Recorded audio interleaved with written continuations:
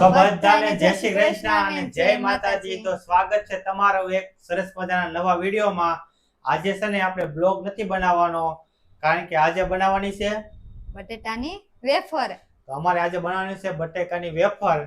તો તમને દેખાડીશું કે બટેકાની વેફર કેવી રીતે બને. જો કે ગુજરાતમાં બધાને આવડતી જ હોય, પણ જે કોઈ ન આવડતી હોય એને ખબર પડે કે કેવી રીતે બટેકાની વેફર બને. તો ચાલો આપણે પ્રોસેસ ચાલુ કરી દેવી અને વિડીયોમાં તમે ઠેઠ સુધી જોડાયેલા રહીજો. તો આપણે લઈ લીધા છે 10 કિલો બટેટા. તો જોવો, તો આપણે બનાવવાની છે 10 કિલો બટેટાની વેફર, એટલે આપણે 10 કિલો લીધા છે. તો આપણે પહેલા બધાય બટેટાની સાલ ઉતારી લેવી.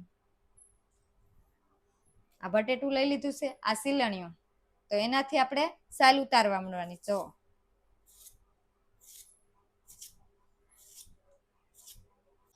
તો આવી જ રીતના આપણે બધાય બટેટાની સાલ ઉતારી નાખવી.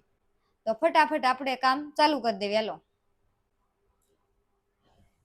તો મંકુ બટેકાની સાલ ઉતારે ને કે આપણે પાણી લેતા આવી. આપણે એક ટબ પાણી ભરી લીધું છે.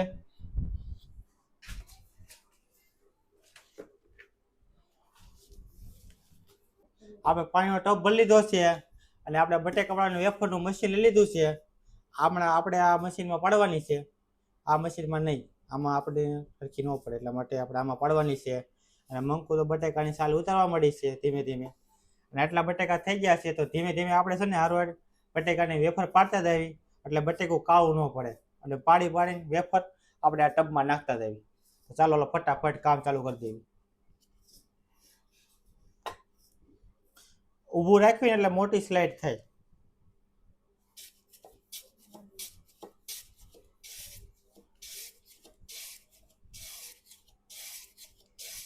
જો મિત્રો, આવી મસ્ત મસ્ત વેફર બનવા મળી છે.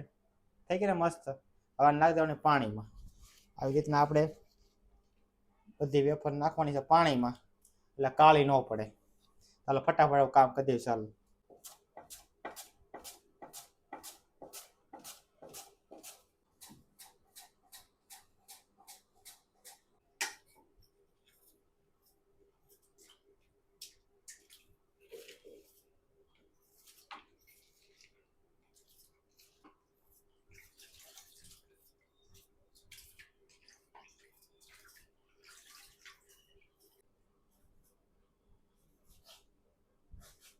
તો અડધી વેફર આપણી બની ગઈ છે, તો જોવો. અને અડધી વેફર આપણી બાકી છે. તો આ વેફર હવે આપણે છે ને ધોઈને આ બીજું પાણી આ ડોલમાં લીધું છે એમાં નાખતા જાવી. અને આ એટલે આ બનતી જાય એ આમાં આવતી જાય. જો આવી રીતના ધોતા જાવી અને આમાં નાખતા જાવી. તો આપણે આ એક પાણીએ ધોઈ નાખ્યું, અને હવે આ બીજા પાણીએ અને બીજી એક પાણી આપણે લેવું, એટલે 3 પાણીએ ધોઈને પછી આપણે બાફશું એને. અમાર મિલનભાઈ ની વેફર, આ એને વેફર બનાવી. ઘડીક એના હાથમાં ઘડીક મશીન આપ્યું ને ત્યાં આવી વેફર કરી નાખી. અને અમારી વેફર આવી થઈ, જો કેવી મોટી. અને આ અમારી મિલનભાઈ ની વેફર. જેટલું જોર હતું એટલું લગાવી દીધું, પણ આવી રીતના. આપણે આ 3 પાણીએ ધોવાઈ ગઈ છે, એટલે આપણે આ ડોલ લઈને જાવી છે બાફવા.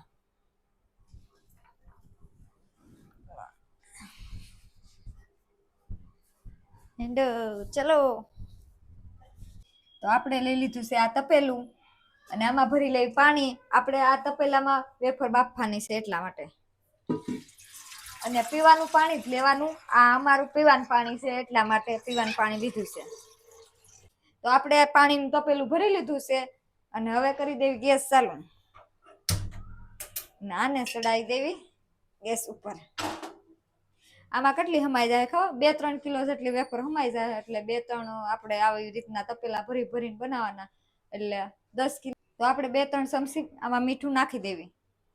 પછી આપણે ચાખી લેવાનું પાણી, આપણને ખારું કેટલું લાગે એ પ્રમાણે. આપણે ખારી બહુ ખાતા હોય તો ખારી કરવાની, મીડિયમ ખાતા હોય તો એ પ્રમાણે આ પાણી ચાખી લે એટલે ખબર પડી જાય કે કેવી કરવાની એમ. તો આપણું પાણી ગરમ થાય ત્યાં લગન આપણે કરી લેવી નાસ્તો. જોવો, દ્રાક્ષ અને તરબૂચ આ ખાઈ લેવી કે આ પાણી થઈ જાય ગરમ. મસ્ત હો, ઠંડુ ઠંડુ. તો આપણું પાણી ઉકળી ગયું છે. જો સરસર સરસર અવાજ આવે છે ને. એમાં અવાજ આવવા માંડે ને ઉકળી ગયું છે આમ બુડબુડિયા બોલવા મળે ને એવું. અને હવે આપણે આમાં વેફર ધોયેલી આ વેફર અમે છે ને અહીંયા પીવાનું પાણી ત્રીજા પાણી આ ધોઈ નાખી છે અને હવે આ લઈને આમાં ઓરી દેવી.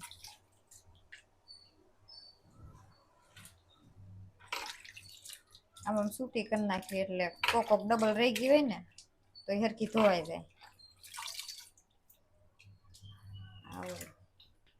આપણું પાણી તો ફૂલ ઉકળેલું હતું જ તે એટલે આ એમાં નાખી દીધી છે. તો 2-3 મિનિટ રાખશું કે આ થઈ જાય આમ આસા પાતળા જેવી બાફા દેવાની એટલે બફાઈ જાય પછી ઉતારી લેવાની. થઈ ગઈ બફાઈ ગઈ આપણી.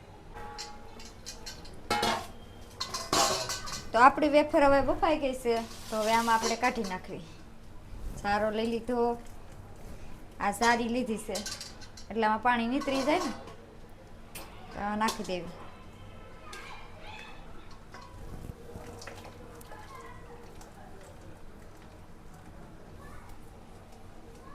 તો આટલી ઠલાઈ આવી ઓલા પણ હુકવાનું છે અહીંયા મૂકી આવી.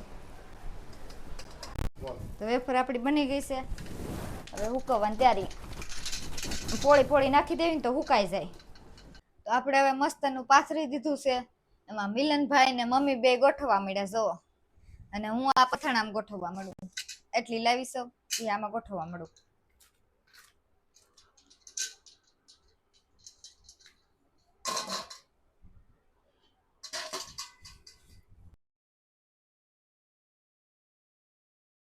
તો આપણી વેફર આપણે હુકવી દીધી જો. એક અહીંયા હુકવી છે આ બીજી જગ્યાએ અને એક બાર 3 ઠેકાણે આપણે વેફર હુકવી દીધી છે. તો એક દિવસમાં વેફર હુકાઈ જશે અને કાલ આપણે જોઈશું કે આપણી વેફર હુકાઈ ગઈ છે અને તડકે ઘડીક રાખશું એટલે આપણી વેફર હુકાઈ જશે.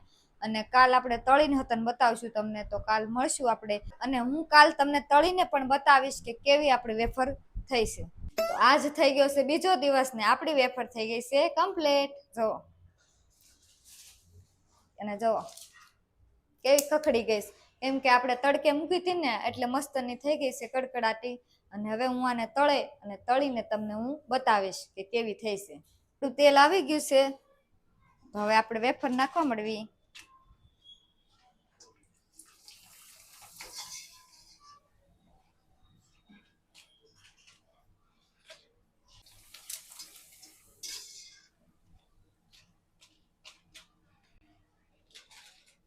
તો જો આપણી વેફર કેવી મસ્તની થઈ ગઈ. તો આપણે આટલી વેફર તળી નાખી છે જુઓ. અને હું તમને ચાખીને તમને બતાવું.